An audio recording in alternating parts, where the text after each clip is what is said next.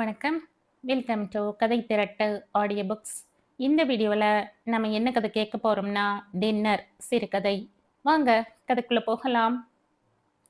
பயணிகளின் கனிவான கவனத்திற்கு, சென்னையில் இருந்து பெங்களூர் வரை செல்லும் பெங்களூர் எக்ஸ்பிரஸ் இன்னும் சற்று நேரத்தில் 4ஆம் பிளாட்பாரத்தில் இருந்து புறப்படும். இனிமையான குரலில் அறிவிப்பு வந்தாலும் புவன் அந்த குரலின் இனிமையை ரசிக்கும் மூடில் இல்லை.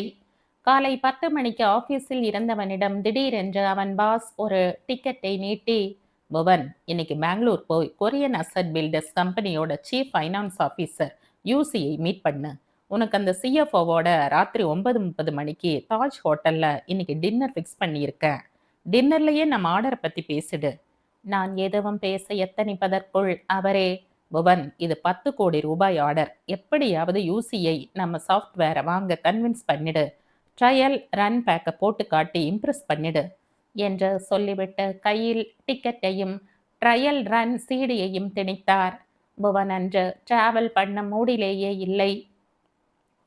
பேரை பார், யூசியாம், ஏதோ பூச்சி மாதிரி. இவ்வளவு நாள் டின்னர் டேட்டே கொடுக்காத அவன் கொலீக் ஜென்சி இன்றுதான் அவனுடன் டின்னர் சாப்பிட ஒத்துக்கொண்டிருந்தாள். ஆனால் இன்றைக்கு பார்த்து பெங்களூர் போய் யாரோ யூசியிடம் உட்கார்ந்து டின்னர் சாப்பிட வேண்டும் என்று அவன் தலையில் எழுதியிருக்கிறது. சமீப காலமாய்த்தான் புவன் ஜென்சியை டின்னருக்கு கூப்பிட ஆரம்பித்திருந்தான். புவனுக்கு காலேஜ் நாட்களில் MBAவின் கடினமான சிலபஸை படிக்கவே நேரம் போதவில்லை. காலேஜ் முடிந்து ஆல்ப்ஸ் சாஃப்ட்வேரில் மார்க்கெட்டிங் மேனேஜராக சேர்ந்த பிறகு முதல் 2 வருடங்கள் பெரிய பெரிய கான்ட்ராக்டுகளை முடிக்கவே நேரம் சரியாக இருந்தது. பெண்களை டின்னருக்கு அழைத்து போகும் ஆசை அவனுடைய டியர் ஃப்ரெண்ட் வருணை பார்த்துதான் புவனுக்கு வந்தது. வருண் பல முறை பல அழகான பெண்களை டின்னருக்கு கூட்டி போவதை புவன் பார்த்திருக்கிறான். அவன் அந்த டின்னர்களை பற்றி ரூமுக்கு வந்து சொன்ன கதைகளை கேட்டு கேட்டு புவனுக்கும் இந்த டின்னர் ஆசை வந்துவிட்டது. உயர்தர ரெஸ்டாரண்டில் ரம்யமான இரவு நேரம், மெல்லிய மெழுகுவர்த்தி வெளிச்சத்தில் ஒரு அழகான இளம் பெண்ணுடன் உட்கார்ந்து டின்னர் சாப்பிட வேண்டும். அந்த பெண் சும்மா அழகு பதுமையாக இல்லாமல் புத்திசாலித்தனமாக அவனுடன் பல விஷயங்களை அலச வேண்டும் என்பது அவனின் சமீபத்திய முக்கிய கனவுகளில் ஒன்றாகிவிட்டது. அதனால்தான் முதல் கன்னி முயற்சியாக தன் கம்பெனியில் இருக்கும் ஜென்சியை கூப்பிட்டு பார்த்தான். ஜென்சி 24 வயது பளிங்குச் சிலை. சல்வாரோ சாரியோ எந்த ட்ரெஸ்ஸிலும் கலக்குவாள். 2 வாரமாய் எடுத்த விடாமுயற்சி நேற்றுதான் கை கூடியது. ஜென்சி தன் அழகிய உதடுகளில் ஒரு புன்னகையை உதிர்த்துவிட்டு, ஓகே, நாளைக்கு நம்ம 2 பேரும் பார்க் ஷெரட்டனில் டின்னர் சாப்பிடலாம் என்று சொன்னபோது புவன் ஒரு பக்தன் கடவுளிடம் வரம் பெற்ற மகிழ்ச்சியோடு பார்க் ஷெரட்டனில் டேபிள் புக் செய்தான். எல்லா ஏற்பாடும் செய்த பிறகு இன்று பாஸ் இந்த யூசி குண்டை தூக்கி போடுகிறார். புவன் ஜென்சியையும் அவளின் அழகான நேர் வகுடையும் நினைத்து கொண்டே, கூடவே அந்த யூசியையும் பாஸையும் சபித்து கொண்டே அவசர அவசரமாய் சென்ட்ரல் ஸ்டேஷன் வந்திருந்தான். தன்னுடைய ஏஎஸ் கோச்சை அடைந்து ரயிலில் ஏறுவதற்கு முன் சார்ட்டை பார்த்தான். இப்போதெல்லாம் ரயில் கோச் ஏறும்போது சார்ட்டை பார்ப்பது அவன் வழக்கமாகிவிட்டது. அவன் பெயர் இருக்கிறதா என்று பார்ப்பதற்காக அல்ல, அந்த கோச்சில் ஏதாவது இளம் பெண்கள் இருக்கிறார்களா என்று பார்ப்பதற்காக. 1 2 3 என்று வேக வேகமாய் 15 வரை முன்னேறினான். 14இல் ஒரு கோமதி, 54 F என்பதை தவிர வேறு பெண் பெயரே அதுவரை கண்ணில் படவில்லை. 16 17 என்ற பார்வையை வேகமாக கீழே செலுத்தினான். 19இல் அவன் பெயர், 19 புவன், 29 M என்று பளிச்சென்று கண்ணில் பட்டது. கண் தொடர்ந்து சார்ட்டை ஸ்கேன் செய்ய 20இல் உள்ள பெயரை பார்த்து கண் அப்படியே நின்றது. 20 கோபிகா, 23 F என்ற எழுத்துக்கள் புவனின் கண்களை கைது செய்தது. அவசர அவசரமாய் மற்ற எண்களை பார்த்தான். கோபிகாவை தவிர வேறு எதுவுமே தேரவில்லை. எப்படி இருப்பாள் கோபிகா? மனசு அவனுக்கு முன்னே வேகமாய் போய் அந்த கோபிகாவை பார்க்க துடி துடித்தது. கோபிகா 23 வயது. அவன் கூடவே உட்கார்ந்து பெங்களூர் வரை வரப்போகிறாள். வாவ், எவ்வளவு பெரிய வாய்ப்பு! புவன் இதை நழுவ விடக்கூடாது. எப்படியாவது அந்த கோபிகாவை ட்ரெயினிலேயே பேச்சு கொடுத்து கவர்ந்து விட வேண்டும். ரயில் எப்படியும் 8:30 மணிக்கெல்லாம் போய்விடும். அந்த பாழாய் போன யூசியுடன் டின்னர் 9:30 மணிக்குத்தான் இருந்தது. கொஞ்சம் அதிர்ஷ்டம் இருந்தால் இந்த கோபிகாவுடன் ஒரு குட்டி டின்னர் அதற்கு முன்பு சாப்பிடலாம். கோபிகா, கோபிகா! புவன் கோபிகாவை பார்ப்பதற்கு துடித்துக் கொண்டே அவன் சீட்டை நோக்கி போகத் தொடங்கினான். ஆனால் ரயில் புறப்படும் சமயமாகையால் வழி அனுப்ப வந்தவர்கள் எல்லாம் இறங்குவதற்காக வெளியே வந்து கொண்டிருந்தார்கள். இன்றைக்கு போய் அவன் ஏன் லேட்டாய் வந்தானோ? இப்படியொரு கோபிகா அவனுக்கு பக்கத்து சீட்டில் இருப்பாள் என்று புவனுக்கு கொஞ்சம் முன்னாலேயே தெரிந்திருந்தால் ட்ரெயின் கிளம்ப அரை மணி நேரம் முன்பே வந்திருப்பானே. அவனுடைய பிரீஃப் கேஸை தூக்கிக் கொண்டு மெல்ல மெல்ல ரயில் பெட்டியில் வழி அனுப்ப வந்தவர்களை தள்ளி கொண்டு முன்னேறினான். புவன் அவனுடைய சீட்டை அடைந்தபோது ஒரு வயதான ஆள் 18 உட்கார்ந்திருந்தார். அடுத்தது 19. அதுதான் அவன் சீட். அதற்கும் அடுத்த ஜன்னல் சீட் தான் கோபிகாவுடையது. ஆனால் சீட் காலியாயிருந்தது. ஐயையோ! அந்த கோபிகா ஒருவேளை தன் ட்ரிப்பை கேன்சல் செய்து விட்டாளோ? ச்ச! ஒரு சின்ன ஹாரன் சத்தத்தை தொடர்ந்து ரயில் மெல்ல மெல்ல சென்ட்ரல் ஸ்டேஷனை விட்டு நகரத் தொடங்கியது. கோபிகா, நீ எங்கே இருக்கிறாய்? யாருக்காவது டாட்டா காட்டுவதற்காக கதவுக்கருகே நிற்கிறாளோ? கொஞ்ச நேரம் கழித்து வருவாளோ? புவன் 10 நிமிடம் காத்திருந்தான். ஆனால் அந்த கோபிகா வரவே இல்லை. ச்ச! இன்றைக்கு யூசியுடன் டின்னர் என்று அவன் ராசி பலனில் இருக்கிறது போலிருக்கிறது. இந்த கோச்சில் ஏசி போட்டிருக்கிறார்களா இல்லையா? இவ்வளவு சூடாக இருக்கிறதே. புவன் வேண்டா வெறுப்பாய் தன்னுடைய செல்லில் MP3 பிளேயர் பட்டனை அழுத்தி பிரிட்னி ஸ்பியர்ஸின் குரலில் கவனம் செலுத்தினான். பிரிட்டியின் குரலிலும் பாட்டிலும் பாட்டின் பீட்ஸிலும் லயித்து கொண்டிருந்த போது பக்கத்தில் உட்கார்ந்திருந்த அந்த பெரியவர் அவனிடம் ஏதோ சொல்வது போல் இருந்தது. காதில் இருந்த ஹெட்போனை கழற்றினான். ஐ ஆம் ரங்கபாஷ்யம், ரிட்டையர்ட் ஆடிட்டர். அந்த பெரியவர் அவனிடம் திரும்பவும் தன்னை அறிமுகப்படுத்தி கொண்டார். Bhuvan, marketing manager, Alps software, சுருக்கமாய் சொல்லிவிட்டு மீண்டும் தன் ஹெட்போன்ஸை போட்டுக்கொண்டான். பெங்களூர் வரை அந்த பெரியவர் பக்கம் திரும்பக்கூடாது என்ற மனதில் உறுதிமொழி எடுத்தான். இப்படி ரயிலில் ஏறியவுடன் பக்கத்து சீட்காரனிடம் அறிமுகப்படுத்தி கொள்ள வேண்டியது. பின் இன் 1965 வாட் ஹேப்பன் வாஸ் என்று அவனுடன் பேச்சு கொடுத்து கொண்டே பெங்களூர் வரை பொழுதை ஓட்ட வேண்டியது. இப்படி எத்தனை பேரை பார்த்திருக்கிறான் புவன். ச்ச! ட்ரெயினில் பக்கத்து சீட்காரருடன் எதற்கு பேச வேண்டும்? சுத்த டைம் வேஸ்ட். புவன் மீண்டும் ஹெட்போன்ஸை காதில் மாட்டிக்கொண்டான். அரக்கோணம் வரை இசையிலேயே மூழ்கினான். ரயில் மெல்ல அரக்கோணத்தில் நிற்க ஹெட்போன்ஸை கழட்டினான். இஸ் திஸ் சீட் நம்பர் 20 என்ற ஒரு இனிய குரல் கேட்க நிமிர்ந்து பார்த்தான். பளிச்சென்று கண்ணை கவரும் ஒரு இளம்பெண் டி-ஷர்ட் ஜீன்ஸில் நின்று கொண்டிருந்தாள். புவனின் மனம் செர்கி பூப்காவை விட உயரமாய் துள்ளி கொதித்தது. Yeah it is. அவன் அவளுக்கு உள்ளே வர வழிவிட்டான். அந்த அழகிய இளம்பெண் யுவனின் பக்கத்தில் சீட் நம்பர் 20 உட்கார்ந்து கொண்டாள். புவனுக்கு இப்போது கோச்சில் போட்டிருந்த ஏசி குளிர்ச்சியாய் இருந்தது. ஐ ஆம் Bhuvan, marketing manager, ஆல்ப் software. Bhuvan தன்னை அறிமுகப்படுத்தி கொண்டான். அந்த அழகிய பெண் ஏதோ பேசத் தொடங்கும் முன்னே புவனே தொடர்ந்து பேசினான். உங்க பேர் எனக்கு தெரியும், கோபிகா தானே என்று பெருமையாய் சொன்னான். அவள் அவனை கண்கள் விரிய ஆச்சரியமாய் பார்த்தாள். பின் பேசினாள். என்னோட பேர் கோபிகா இல்ல, ஐ ஆம் யுக்தா. கலாஷேத்ரால டான்ஸ் கத்துக்கிட்டு இருக்க. அவள் ஒவ்வொரு வார்த்தைகளும் ஒவ்வொரு வித அபிநயத்தை தெளித்தது. ஓ, கோபிகா டிக்கெட்டை கேன்சல் செய்ததும் இந்த யுக்தாவுக்கு அந்த சீட்டை கொடுத்திருக்கிறார்கள் போலிருக்கிறது. சதன் ரயில்வேஸுக்கு புண்ணியமாய் போகட்டும். புவன் மனதிற்குள் ரயில்வே இலாகாவை மனதார வாழ்த்தினான். யுக்தாவை கவருவதில் தன் கவனத்தை செலுத்தினான். ஓ, டான்ஸ் கத்துக்கிறீங்களா? That's great. எனக்கும் பரதநாட்டியம்னா ரொம்ப பிடிக்கும். கூசாமல் போய் சொன்னான். டிவியில் பரதநாட்டியம் போடும்போது கூட ஒரு நொடியிலேயே புவனின் கைகள் ரிமோட்டை தட்டிவிடும். ஆனால் யுக்தா என்றொரு பரதநாட்டிய டான்சர் அவன் அருகே வந்து உட்கார்ந்த பிறகு புவனுக்கு பரதநாட்டியம் பிடித்ததில் வியப்பில்லை. வாவ், உங்களுக்கும் டான்ஸ் பிடிக்குமா? யுக்தா கேட்டாள். பிடிக்கும் மாவா? ஐ ஆம் கிரேசி ஆஃப் பரதநாட்டியம். இந்தியாவில் இருக்கிற குச்சிப்புடி, கதகளி, கதக் மாதிரி இருக்கிற பல டான்ஸை காட்டிலும் பரதநாட்டியத்துல தான் ஒரு முழுமை இருக்குன்னு நினைக்கிறேன். அதுல இருக்கிற அபிநயங்கள் எந்த ஃபீலிங்ஸையும் எக்ஸ்பிரஸ் பண்ணக்கூடியது. புவன் பேச பேச யுக்தா ரொம்ப சந்தோஷத்துடன் அவன் பேச்சை கேட்டாள். கலாஷேத்ராவில் என்னென்ன வகுப்புகள், என்ன பயிற்சிகள் என்று அனைத்தையுமே யுக்தாவிடம் மிகவும் ஆர்வமாய் புவன் கேட்க, புவனின் ஆர்வத்தை பார்த்து யுக்தா அவனுக்கு கலாஷேத்ரா பற்றி ஒரு வகுப்பே எடுக்க ஒரு அரை மணி நேரத்துக்குள் இருவரும் கலகலப்பாய் பேச ஆரம்பித்திருந்தார்கள். புவன் இரவு டின்னர் சாப்பிட வர முடியுமா என்று அவளிடம் கேட்கலாமா என யோசித்தான். யுக்தா, பெங்களூர் போன உடனே உங்க ப்ரோக்ராம் என்ன? ஒன்றும் ஸ்பெசிஃபிக்கா இல்ல. நாளைக்கு பெல்லாரியில ஒரு டான்ஸ் ப்ரோக்ராம் இருக்கு. அதுக்கு காலையில தான் கிளம்புறேன். இப்ப ராத்திரி பெங்களூர் போய் ஹோட்டல்ல ரெஸ்ட் எடுக்க வேண்டியதுதான்.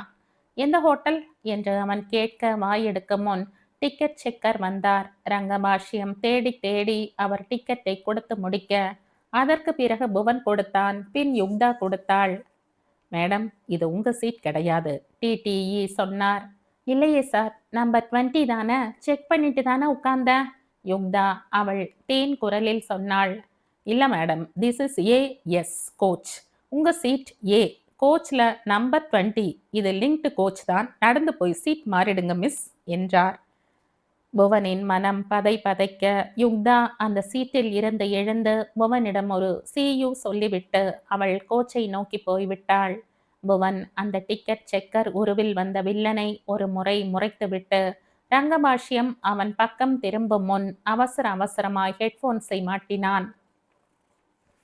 அடுத்த ஸ்டேஷனில் ரங்கபாஷ்யத்தை விட அதிக வயதுள்ள ஒருவர் 20ஆம் நம்பர் சீட்டில் வந்து உட்கார்ந்தார். புவன் இரண்டு பக்கமும் திரும்பாமலே பயணித்தான். நடுவில் A1 கோச்சுக்கு போய் யுக்தா இருக்கிறாளா என்று பார்த்தான்.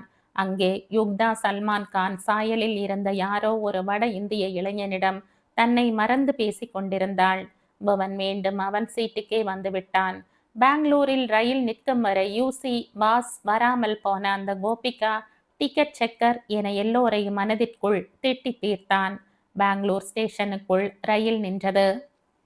ஸ்டேஷனில் இறங்கி நடக்கத் தொடங்கினான். மணி சரியாக 8:15 தான். இன்னும் யூசியுடன் டின்னருக்கு 1.25 மணி நேரம் இருந்தது. பெங்களூரின் இதமான குளிர்காற்று அவன் உடம்பை தழுவ பெங்களூர் ஸ்டேஷனை விட்டு வெளியே வந்து டாக்ஸி பிடித்தான்.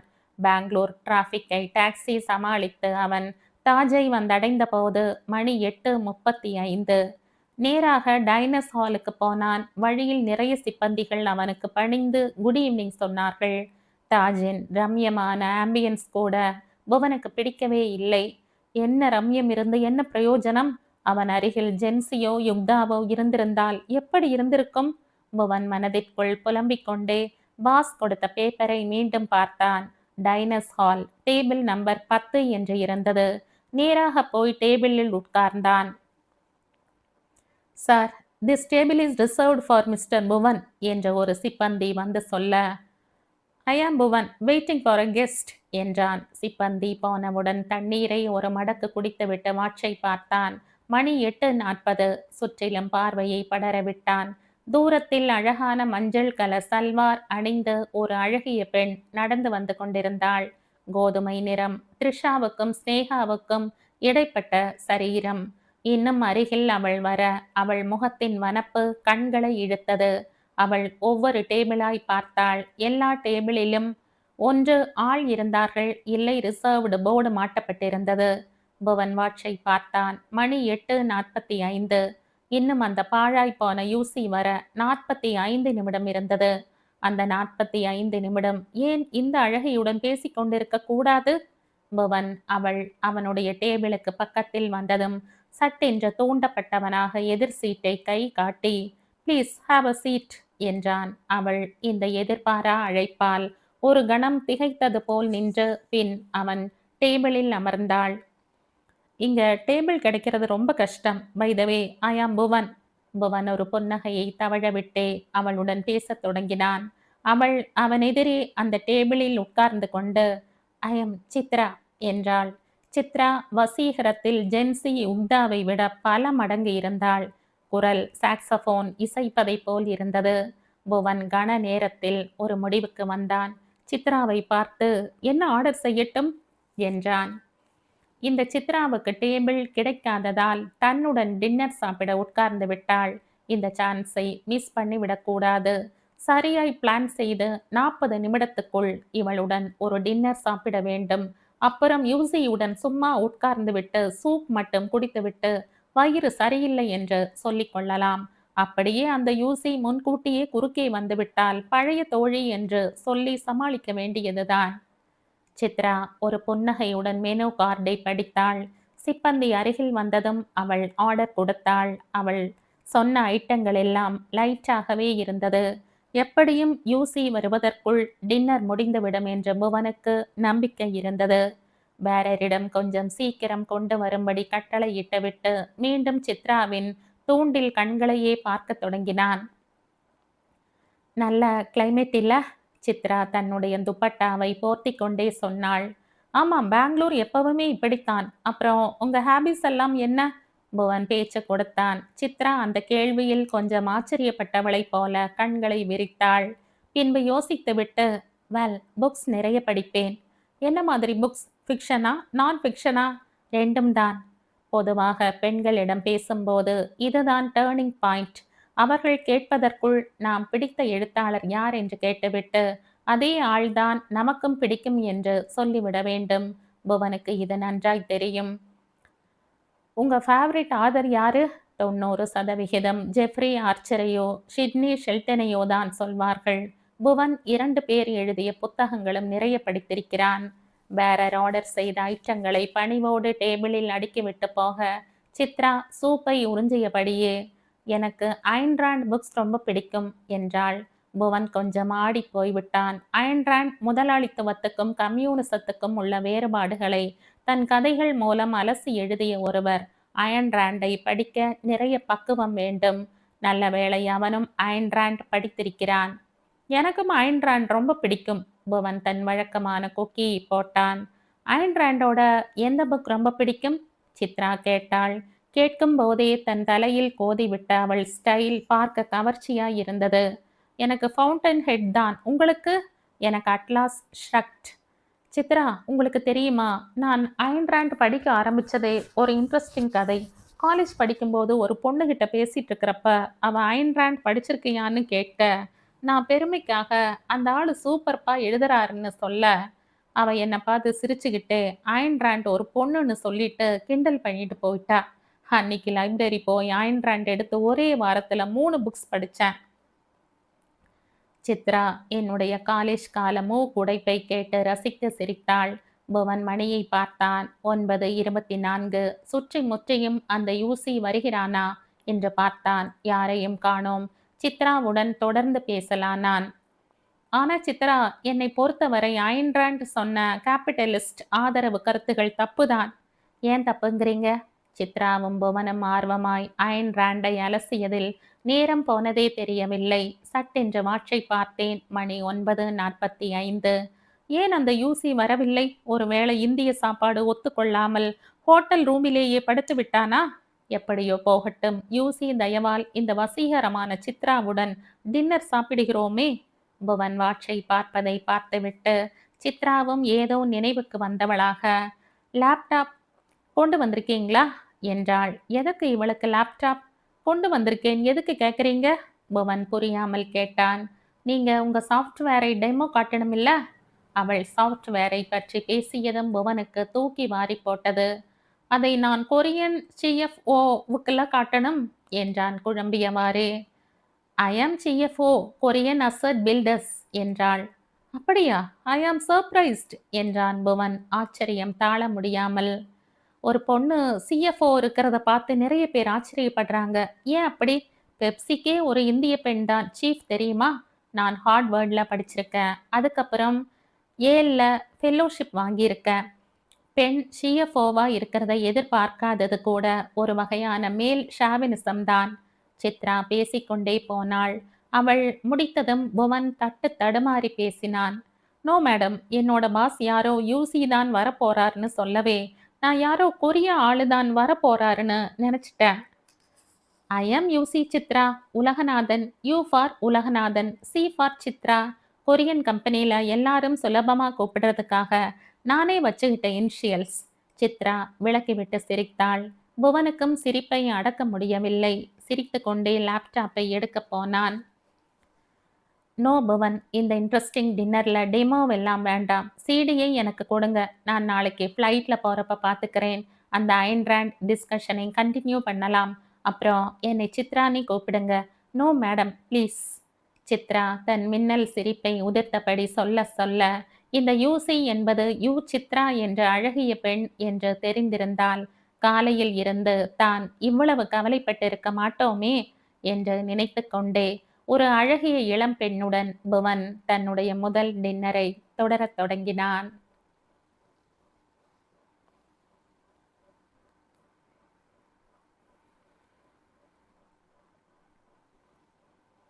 இதோடு இந்த கதை முடியுது. இந்த கதை உங்களுக்கு பிடிச்சிருந்தா லைக் பண்ணுங்க, ஷேர் பண்ணுங்க, சப்ஸ்கிரைப் பண்ணுங்க. மற்றும் ஒரு இன்ட்ரெஸ்டிங்கான கதையோட அடுத்த வீடியோல சந்திப்போம். பை. Thank you.